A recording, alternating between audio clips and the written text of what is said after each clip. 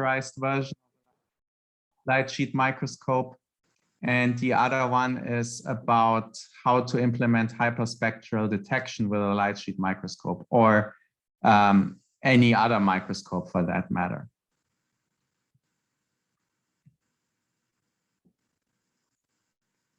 Okay, so in general, in microscopy, there are kind of two types of implementations. One is the so-called epi-illumination camera-based detection method. And with this approach, you illuminate the entire sample in axial direction.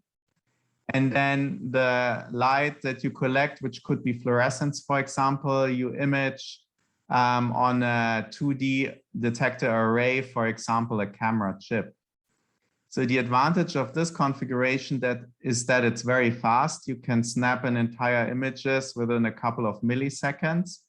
The disadvantage, however, is that you expose the entire depth of the sample, so you don't get any optical sectioning. To get optical sectioning, people are typically using the laser scanning microscope, for example, confocal or two-photon implementations. And the idea here is that you focus your light beam into a single spot in the sample. And then to get an image, you raster that sample either by moving the sample or moving the beam. And then in detection, you can introduce an aperture, for example, a pinhole, to reject light that is coming from out of focus planes. And this way, you can get very good optical sectioning quality. However, the disadvantage of this implementation is that because you have to raster your sample point by point, it's inherently slow compared to the camera-based methods. So the question is, can you combine the best of both worlds? And this is what single or selective plane illumination microscopy is trying to do. So the idea here is that you separate out the illumination from detection, which you can do, for example, by using two objective lenses perpendicular to each other.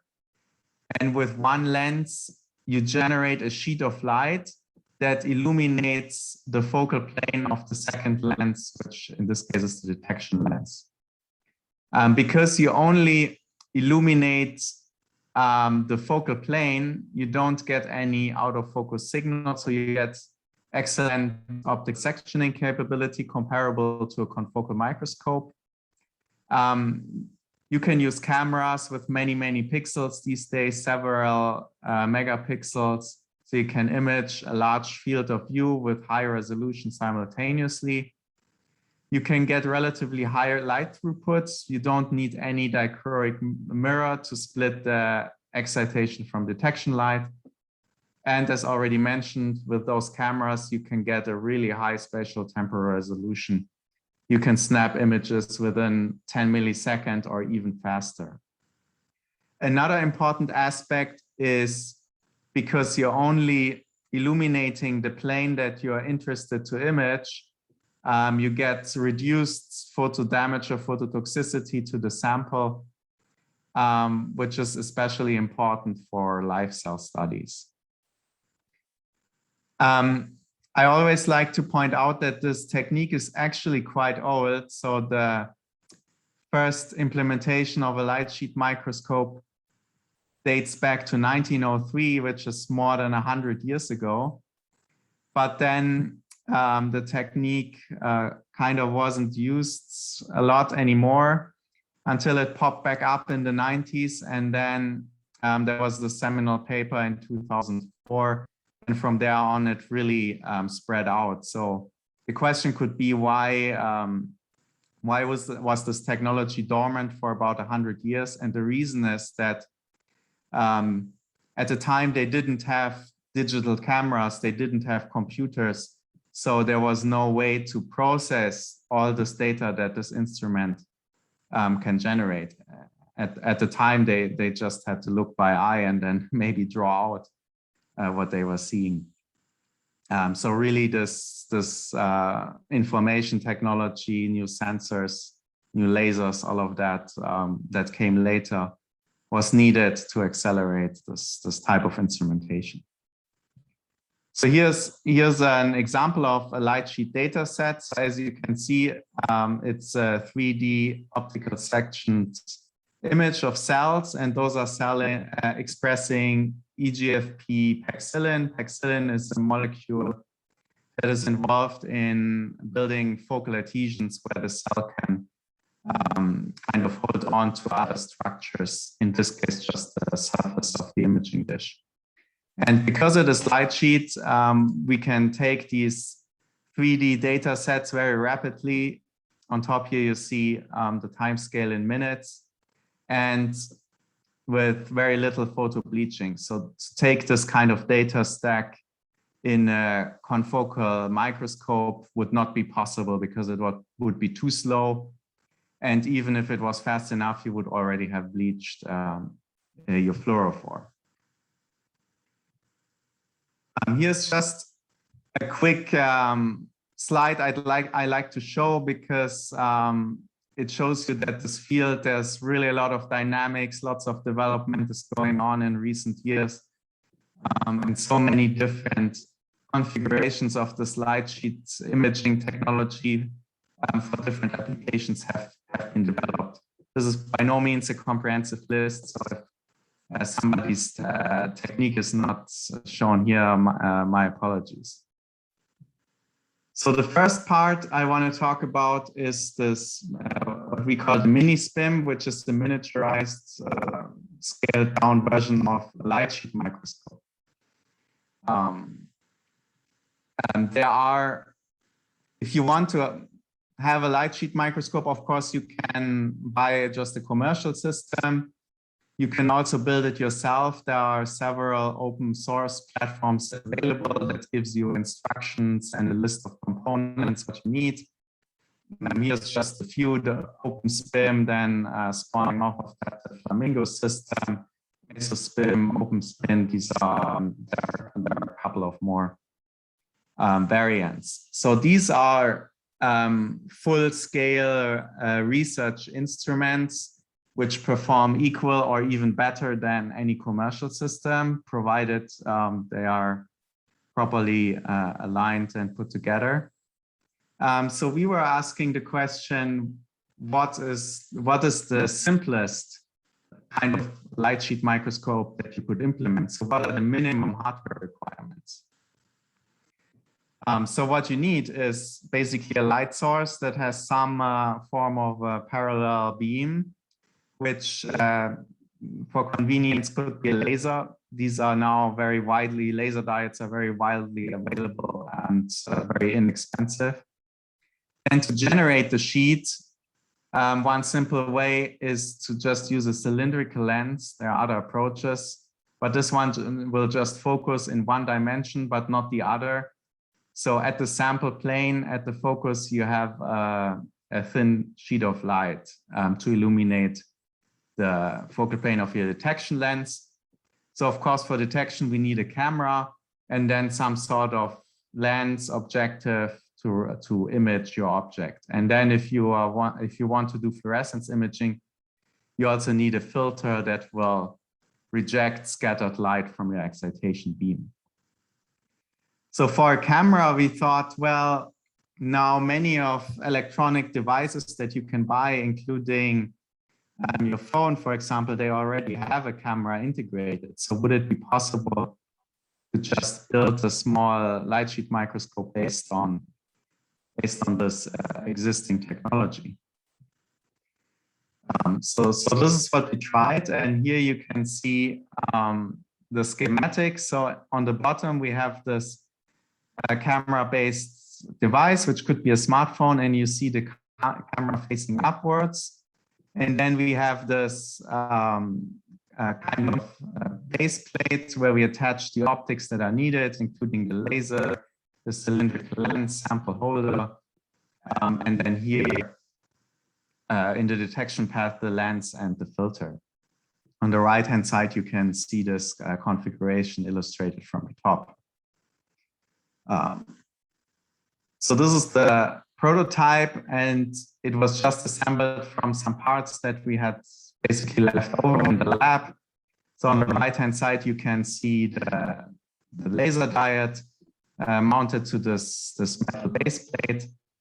Then you see the cylinder lens. In front of that, we have a small aperture, which just cleans up the laser beam, because these cheap laser diodes tend to have like an elliptical or rectangular shape. So you can just use a small aperture to clean that up. And then that generates the light sheet here in the sample container. And for the sample container, we chose a small capillary. It's a square capillary, about 50 millimeters in length and about 1 millimeter in diameter to contain the sample.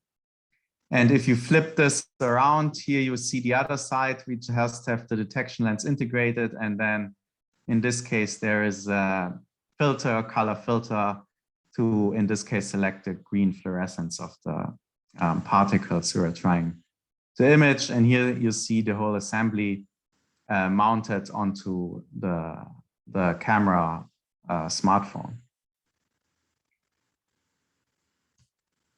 So the first thing we tried is just have some, fill the cuvette with some particles, a solution of particles. In this case, it was just 1 micron sized polystyrene beads. And for the first test, there was no filter installed, and we just imaged the scattered light coming from those particles. So what you see here on the left is the cuvette. Of course, the glass scatters a little bit of light too, so you see the walls of the cuvette. And then in the center, you see the individual particles. Now, because this isn't like a high-end microscope objective that is fully corrected, at the periphery, you see there's quite some spherical aberration.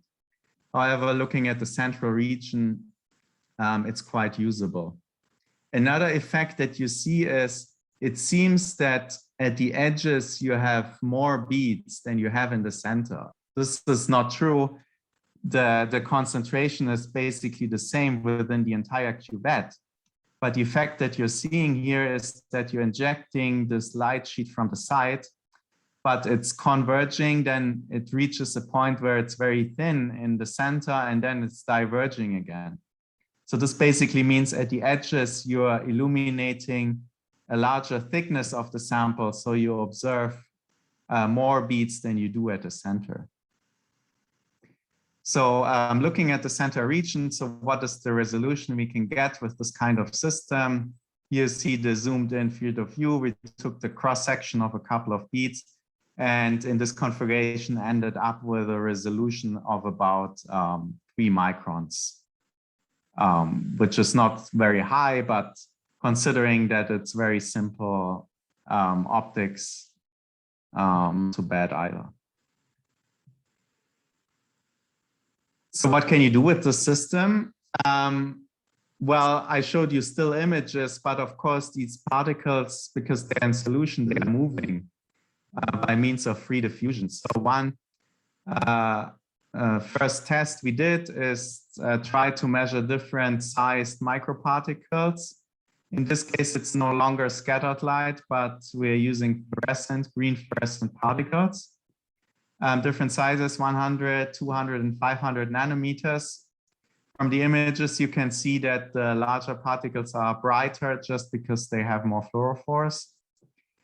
But then with the device, you can record a video, and you could track, for example, the motion of single particles, and then from that get the mean square displacement. You can achieve the same thing using image correlation methods, which we have done in this case. The end result is the same, so you get the mean square displacement as a function of the lag time, and the slope will give you the diffusion coefficient. And it should, in principle, scale with the, so the diffusion coefficient should go down by the same factor that the size of the particle increases. And we roughly get that correlation going from about 5 square microns per second to 3, and then 2.6 for the larger particles.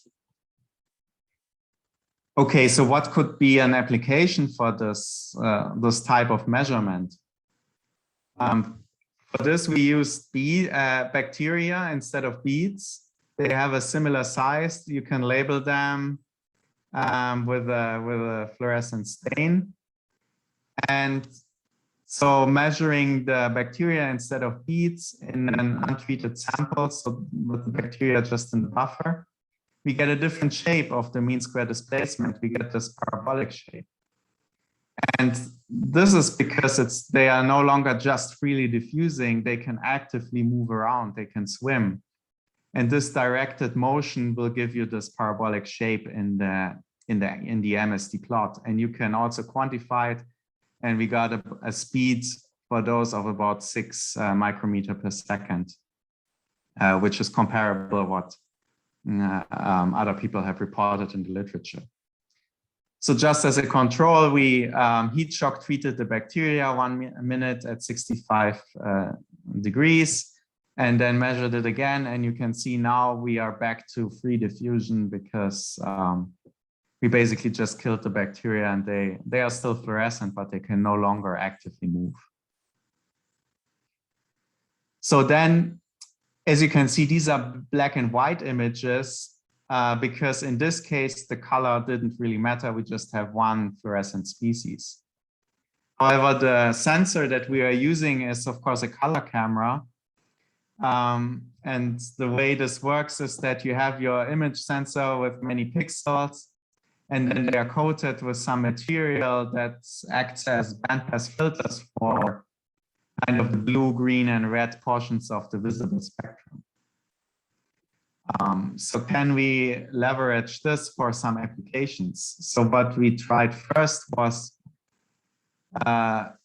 looking at a photochromic dye. In this case, it's a lipid probe, hydrophobic lipid probe called NILED.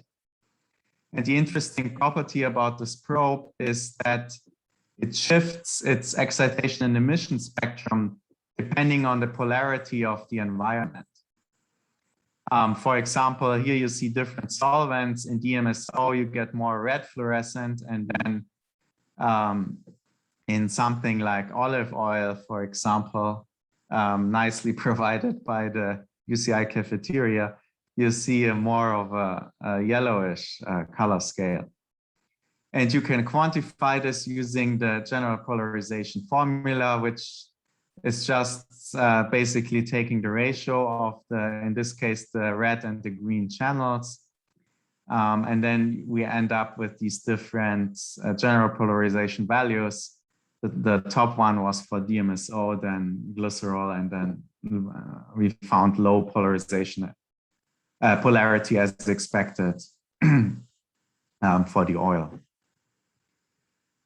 So far this has been have been solution experiments, the beads and this. So can we image also some more interesting object? So one model that's very popular in, for example, developmental biology is the zebrafish, because it is mostly transparent, so you can relatively easy take images of it. If you have a specific target, of course, you can label it with dyes or express fluorescent proteins. However, there are also already molecules in the fish that are fluorescent by themselves, including porphyrins, flavins. They have pigment cells, can also be oxidized lipids, and many more molecules that to some degree, to some extent, are already fluorescent. So what we did was just add one of those, or in this case, 2 of those zebrafish embryos inside this capillary cuvette. Here you can see the regular bright field image. And then by exciting with a 440 nanometer laser diode, we recorded this RGB images. You can see the blue channel, green channel, red channel. And then on the right-hand side, just the merge of these. And as you would expect in different channels, different components of the fish light up more or less strongly. You could separate that out using phase analysis, which will be the second part of my talk. So down here is a stitched image where we just manually translated the cuvette containing the fish through this instrument and snapping different sections and then just merged them back together. These are single planes, but as I mentioned earlier, one of the strengths of the Lightsheet imaging is that because they're optically sectioned, you can get 3D data. So we tried this as well. On this simple system, we didn't have any means to actively move the sample or the beam or the detection lens. But as you saw, it's very small, portable. So you could just, for example, flip it over. And if you do that, the fish will sink down within its container. And for some portion, you will have a constant speed, basically, in where you have an equilibrium between gravity and the fluid friction from the medium, which in this case was glycerol. So we just used that to take a stack of images, and then in the middle you can see the XY and XZ projections of the head section and the trunk section.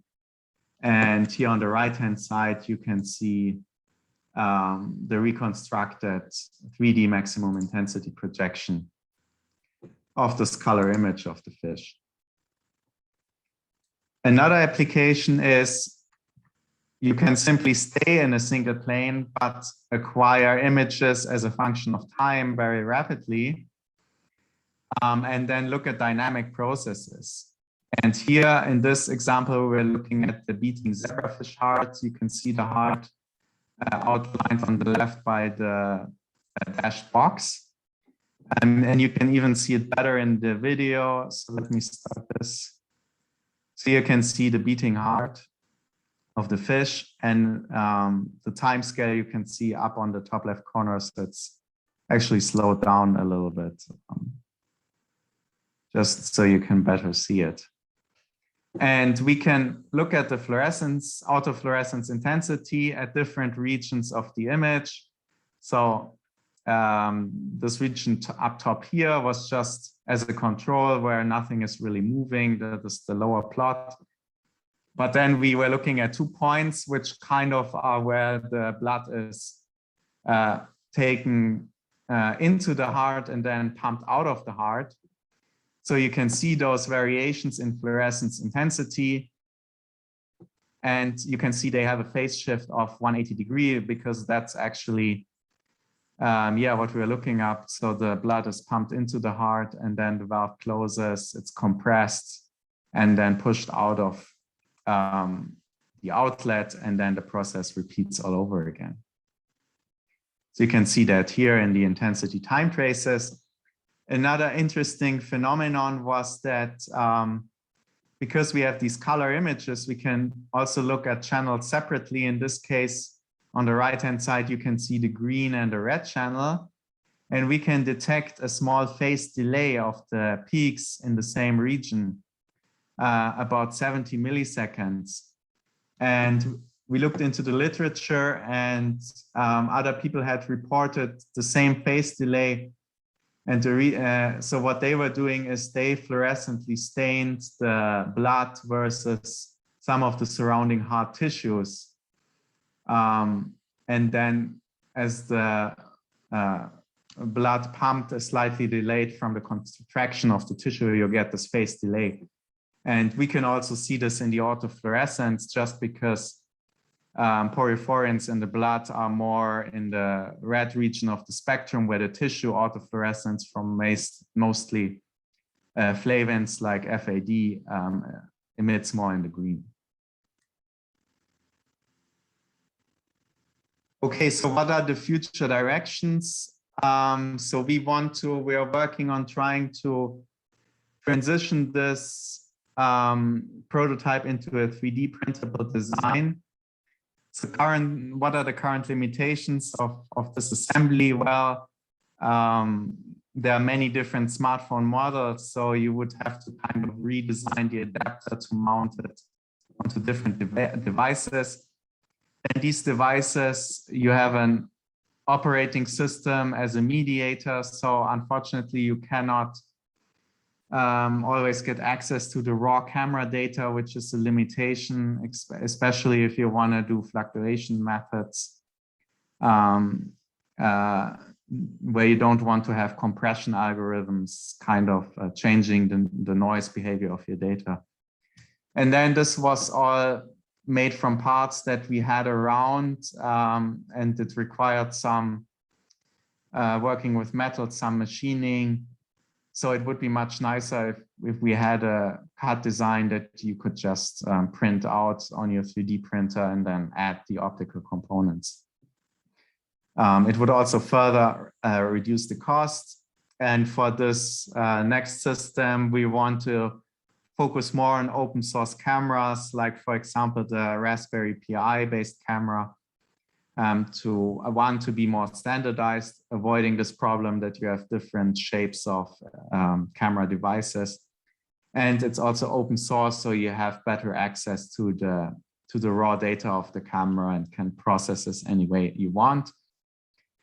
And the third advantage would be to couple it with other open source electronics like microcontrollers, Arduino. It would be nice to have some kind of simple mechanism that could move the sample, so you could more reliably acquire three-dimensional images. Okay, with this, I want to transition to the second part, which is about how to do hyperspectral imaging with a light sheet system, or in principle, any other microscope. So this we didn't do on the miniaturized version, but on the full-scale research platform that in this case we call the SideSpim, because it's based on an inverted microscope where we assembled all the components on the platform to generate the light sheet from the side. So here you can see a picture of the instrument. On the left-hand side is this inverted microscope body. We have the detection lens from the bottom, as you would expect. And then from the side, you see the illumination lens. And then here, assembled on this platform, we have the optics needed to generate the light sheet. In this case, we're using a scanner to generate the sheet instead of a cylindrical lens. And we have a couple of laser lines for single photon excitation in the visible range, and also near infrared pulse laser for 2-photon excitation, which is important, for example, for some autofluorescence measurements. So again, what can you do with the system? Of course, the simplest is just acquiring 3D data at a very high rate. So here's an example of these giant vesicles immobilized on a surface. And if you mix different lipids, you can get phase separation. But of course, they will move on the surface, diffuse around. So here we took a couple of 3D stacks. It's about 1 stack per second. So you could, for example, quantify the diffusion of those domains. Here's an example of a zebrafish. Here again labeled with Nile red, which I mentioned earlier, this lipid probe. And here we measured in 3D the microcirculation inside the fish at a speed of 5 3D stacks per second. So you can get up to video rate almost, but not in a 2D plane, but instead a 3D volume, which is nice. So how would you do hyperspectral imaging? So there are several different approaches that have been proposed and seem to be working well. So one is the spatial scanning approach. So the idea is, okay, we have a camera, which is a 2-dimensional detector. So what if we use one direction for collecting spatial information, and then in the other one, we split the spectrum of the emission, for example, using a grating. And yeah, this works well, but then to get back to an image, now you need to scan the second spatial dimension, which, as you can see, reduces your imaging speed, which was one of the advantages of the Lightsheet setup. Of course, you can do spectral scanning, meaning you acquire your Lightsheet images as before, but you have a tunable filter where you can change the band and then collect different band. But again, because you need to take this stack of different filtered images, it slows down your acquisition. If you want to maintain your imaging speeds, there are these snapshot or non-scanning methods in which you subdivide your field of view in several sub-images, for example, 5 by 6, so, corresponding to the different spectral bands that you are detecting. And then you can maintain your imaging speed. However, because you need to divide, you end up with a reduced field of view. So what we are using in the lab, and many other people have been using this too, to analyze spectral data, is the phasor plot approach. So how does this work? This is not specific to the Lightsheet microscope. You can use this for any other microscope that gets you some spectral information. So you have a sample, you collect your light, you split the emission. So what in principle you would end up with is an emission spectrum for every pixel. You can have many pixels in an image, of course, 1000 by 1000, so a million pixel. Of course, you cannot look at a million spectra individually. So what the spectral phasor plot does is kind of visualize and simplify the data analysis. So we apply to each spectrum in each pixel, we apply a Fourier transform, basically using this sine cosine integral transformation to transform this information in frequency space in a two-dimensional plane. And each pixel would localize to a spot on this phasor plot. So how can we interpret this data? Well, the radial coordinate encodes the wavelength.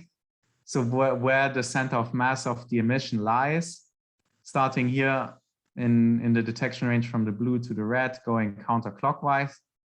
And then the width of the emission quantifies the distance from the center. If you have a very narrow, well-defined emission, like for example, from a single laser line, it would localize here on the outside of the circle. If you have a very broad emission, in the extreme case, white light, which is just flat across all emissions, it would localize to the center. So the nice thing about the phasor plot, it kind of visualizes your data. You can identify different populations and then go back to the image and highlight the pixels that fall within these different categories. So the idea was now, okay, if this is the way we analyze our data, we don't necessarily need to collect the emission spectrum. We just need the spectral phasor transformation. So instead of collecting the spectrum and then doing a transformation computationally, the idea is, well, we do the spectral phasor transformation optically. So if we have optical filters that kind of mimic the sine cosine transformation, we could have the spectral phasor plot directly in each pixel without needing to have some kind of special spectral detector. So here in a little bit more detail, so what does this look like? So we had these filters designed in the shape of a sine and cosine function. We focused on a range of 400 to 700 nanometers, so the visible range. But of course, you could change the design, for example, if you're interested more in the UV or more in the infrared, to look at the different spectral band. One thing is that here you see just this range, but outside the range, those filters don't go down to 0, but have some weird oscillations. So we needed to envelop the range with an additional bandpass filter to confine it to the 400 to 700 nanometer range. So here you can see the combination of the two filters. You still get more or less the sine cosine shape that we wanted.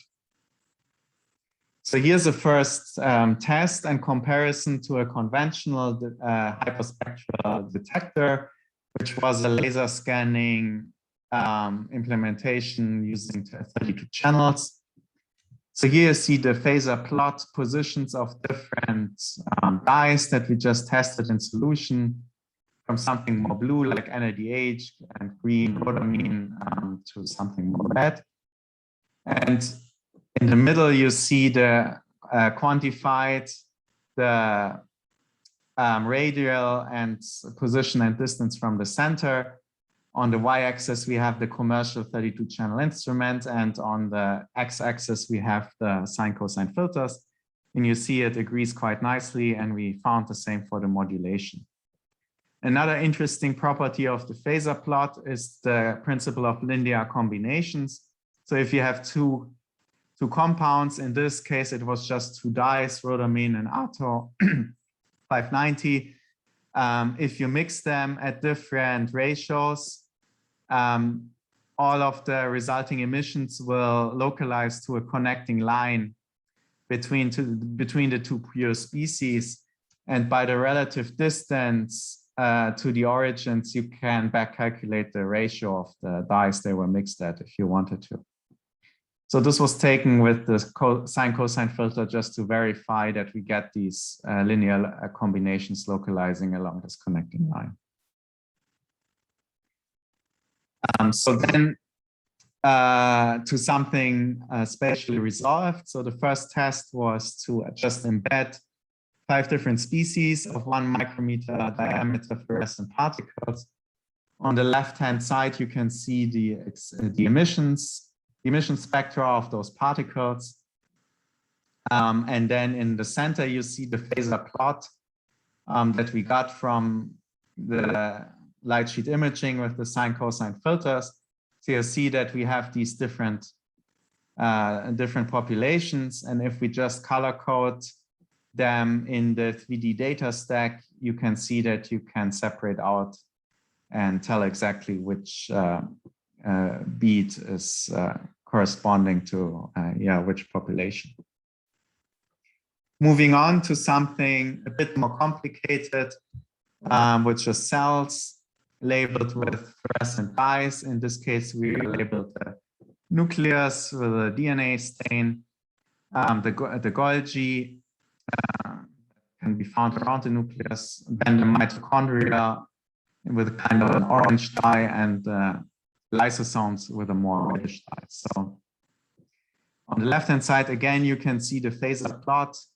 Now it's more merged because you have linear combinations in the different pixels, but we can still select the regions where we expect the emissions of the pure species to lie, and we can unmix this intensity data that we were getting from the sine cosine filters. And here you can see the 4 different components in different colors, and then of course the overlay, the maximum intensity projection. Here you can see just that it's 3D data, and then because it's fast, we can record this 3D data as a function of time. And you could track, for example, separate out from the other components single lysosomes and then track the motion of those lysosomes.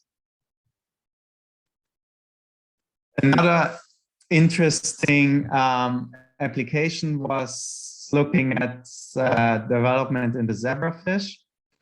And here we used the retina as a model.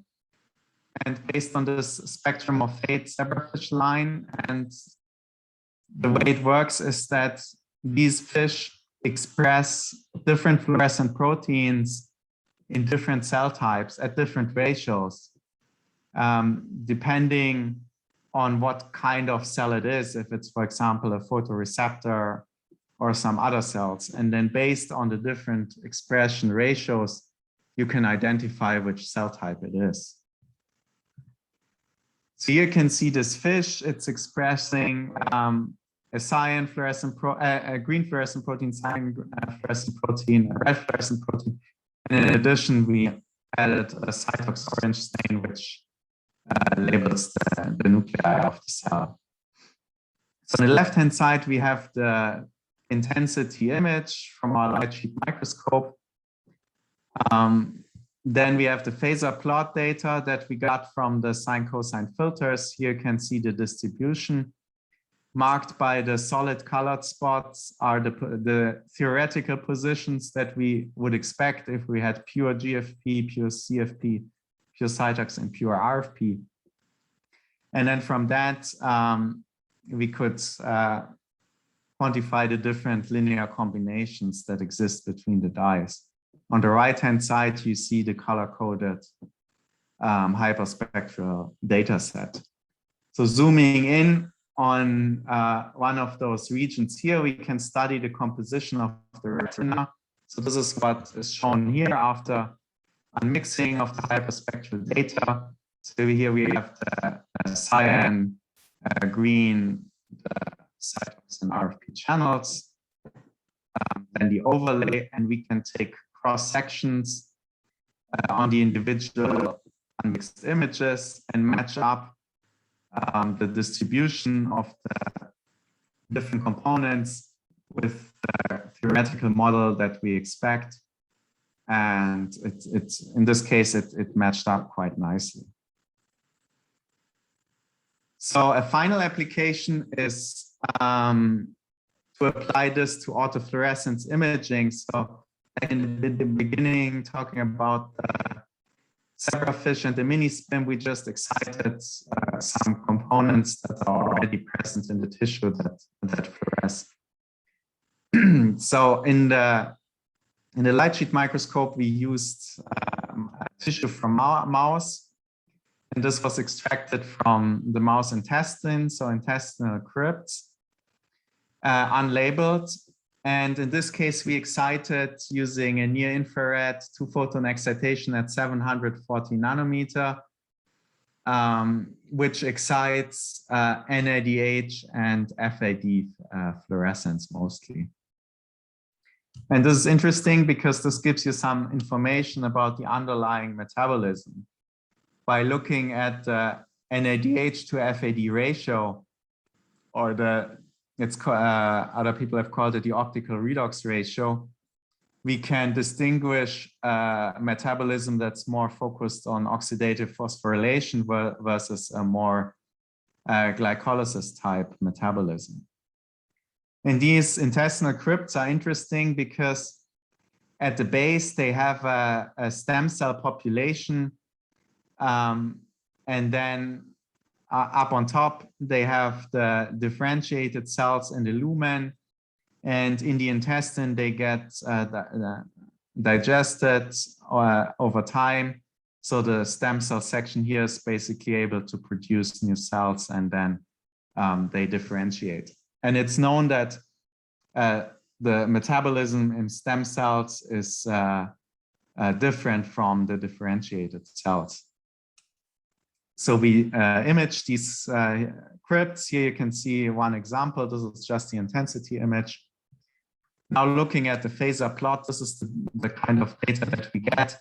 Now you see it's a very kind of broad distribution. And the reason is we don't just have NADH and FAD fluorescence, but we also have fluorescence from other components. So it's spectrally very broad, which is indicated by the fact that it's very close to the center, which would be a perfectly flat white light distribution.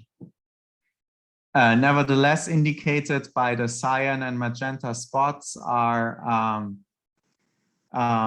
the pure NADH and FAD populations that you would expect. And now we can still, using this, we can still calculate the ratio between the two by taking the projection along this line. And if we do that, you see this here in the color-coded rendered image. We do see a gradient from the bottom of the crypt, from the stem cell population to the more differentiated population on the top. So on the right-hand side, you see this optical redox ratio as a function of x, y, z. So in x, y, it fluctuates a little bit, but there's not really a particular trend.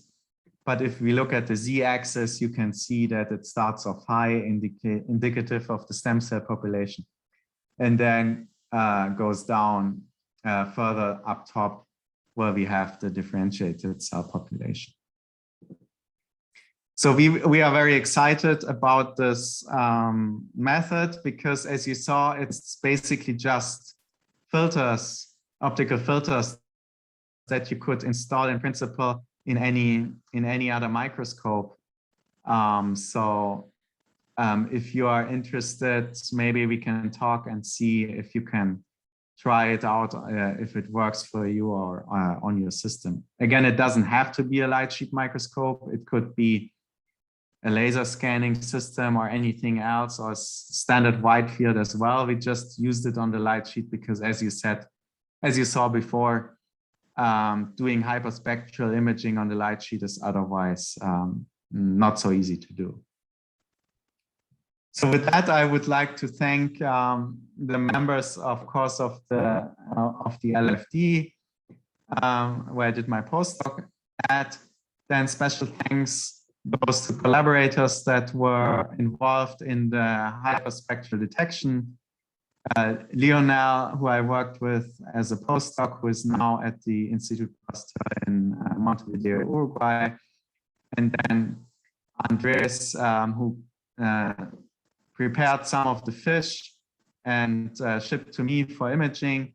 And then our collaborators at UCI from the Waterman lab, who provided the mouse tissues, and from the Schilling lab, who also provided some zebrafish samples. And then my current students, Sun Jun, who is working on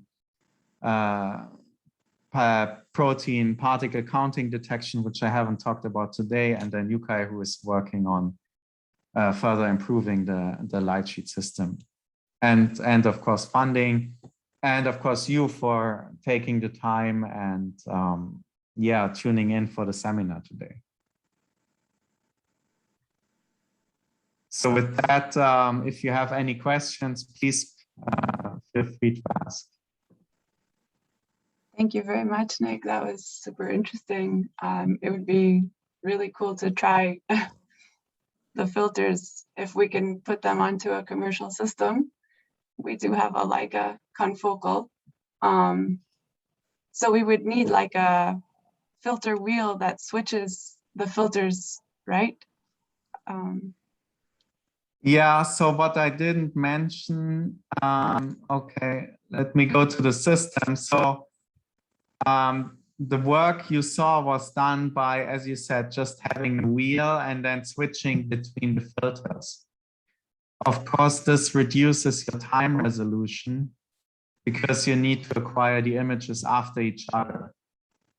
What you could do alternatively is split your light and then detect simultaneously in different channels.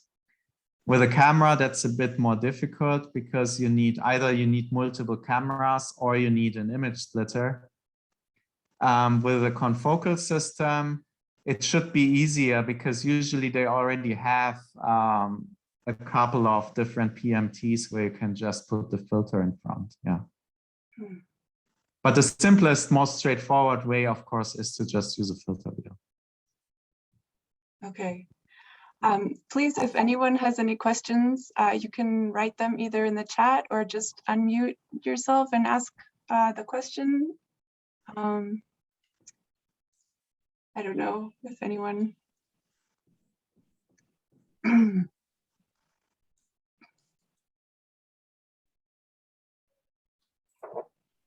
Sorry, Alenka, can I open a question for Nick?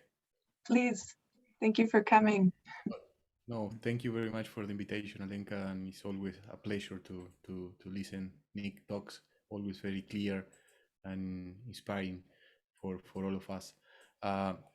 It's more on a comment and a curiosity about the application of these little spin that I still have the vivid feeling where we put it down the phone and we saw the fish dropping from the inside of the capillary, and we discovered that the 3D stack can be done in a movie with the spinning. I still have this feeling of emotion when we saw that. If you show the video, I am pretty sure my shout can be heard from the video. But the thing is, Nick, what are you thinking on this when you say that on building using the chip camera from the Raspberry, and the other thing is you are going on the direction of using this kind of system for single cell, or you are thinking more in the capillary use? What exactly are you exploring on this? Yeah, this is a good point, and I'm currently working with Sivash, who you also know because he has been I know him. a postdoc, not in the LFT, but another UC Irvine lab, and he's now has a position here in Long Beach, and he's a microfluidics person. Yeah. So we were actually thinking about trying to combine this mini SPIM with some fluidics to kind of have a imaging sort of flow cytometer. Okay. And in this case, it would be cells, for example. He has worked a lot with bacteria, but it could also be other cells like yeast cells or even mammalian cells. And then another interesting application would be to look at small marine organisms that already kind of move through the water, and maybe we can get some dynamic imaging from that. Yeah. Can I add a little question more? So on this application, because still the chip camera is quite big, right? Of this Raspberry or either the phone camera. Speaking about the whole size of the chip, so you have plenty of pixels that you are not using most of the time because they are under the focus size of the light sheet. Yeah. You expect that, for example, including we discussed it many times this, but the other day I was crossing with some result from this person in Southern UT University. How is the name? I couldn't remember now. The name is a German person. I think you met him. Well, I don't remember now the name. That using a vessel beam, of course, will span the range of a flat light sheet, and maybe will take advantage of larger chip like the one you can use in this little instrument. But he was discussing that indeed in certain regimes, this advantage is not that big in comparison with a Gaussian beam. What do you think on that sense? Well, the Bessel beam is one idea to overcome this divergence issue, which was illustrated here, for example, that you have a nice thin sheet in the center, but then on the edges of the field of view, it gets bigger. So the Bessel beam maintains the thickness over a much larger length, but the issue is that it creates these artifacts, these kind of harmonics where you get lower intensity beams next to it. And you can use some algorithm to deconvolve the image. That is one approach. The other one is if you're using two photon excitation because of the non-linearity those other beams are suppressed to begin with. So this is the kind of the two photon and the bezel is an ideal combination. But if you're thinking about having a very cheap portable system, then two photon excitation is not an option. Completely agree. But there are other approaches like the airy beam, which is a variation which is supposed to work better, or the axial scanning, where we translate this region that is sharp along the illumination axis. And this can be done with an electrical tunable lens. And these are actually not too expensive. So that would be a way to integrate. You demonstrate this in a paper a couple of years ago. I got one for translating the focus in the theta section for 3D orbital tracking, and it goes on the, I will say, $300 or $400 the whole thing. So it's quite cheap to use. Thank you very much, Nick and Olenka, again for the invitation. Great seminar. I have a question, Olenka, if it's possible. Please. Yeah. Thanks, Nick. That was great. Great new things, learning a lot. I have a kind of very general question about microscopy in general. What do you think are the future of confocal microscopy? Looking on these systems that are, basically much faster, less photo damaging. There's any future for confocal microscopy? That's basically my question. What is your opinion on that? Well, for one, it's still, I would say, once you have the instrument, it's a bit easier to use in general because you only have the single lens and you can put your sample on top or come from the top for animal research. But people have been working on that, and there are these designs where you have an inclined beam, for example, and then record the projection, so you don't even need two lenses.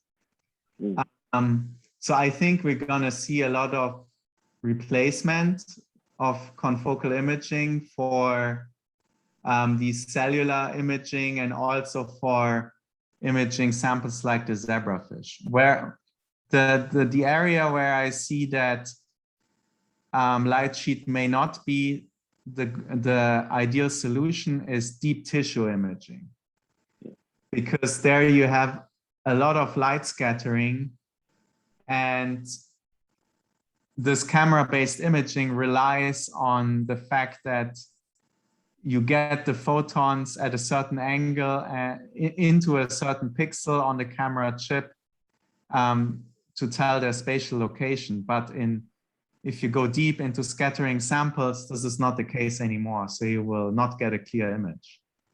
Of course. And there you can you can try using adaptive optics to compensate for that, but it's limited.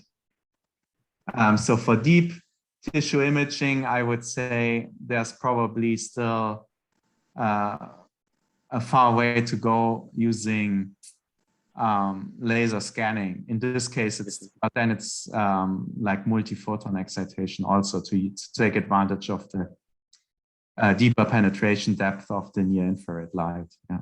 Sure. Thank you. Thank you very much.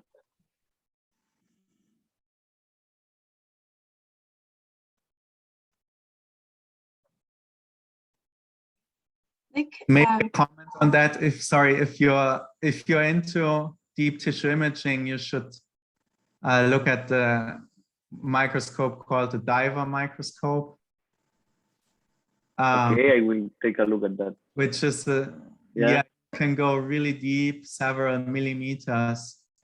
I personally haven't worked on that project, but I see other ones working on it, and it works really well for strongly scattering media like animal tissues. Yeah. That's great. Thanks for the suggestion.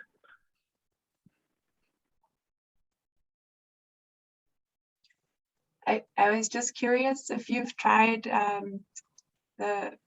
what would ratiometric dyes look like on this phaser-based approach? Yeah, actually, I haven't shown the images of that one, but we also tried that with the Actan probe, which shifts its emission spectrum from blue to green, depending on the molecular crowding of the environment. And yeah, basically you have. Let me go back to any of those phasor plots.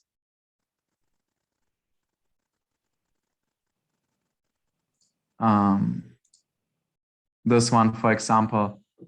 Well, in the pure species, you would have one population somewhere here and another one down here.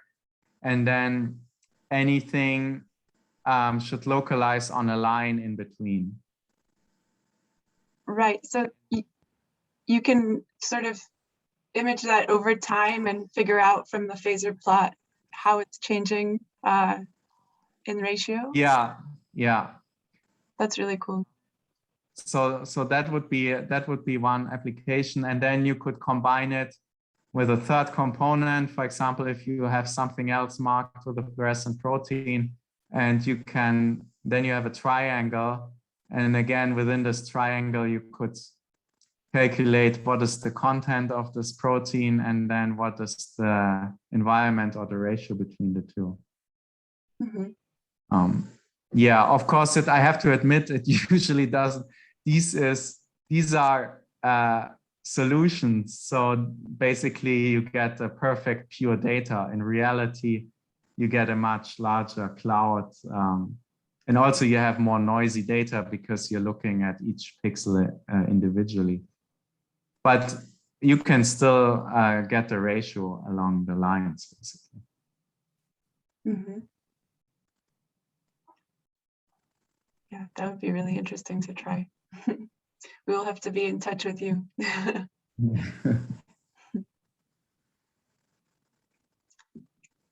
Are there any other questions?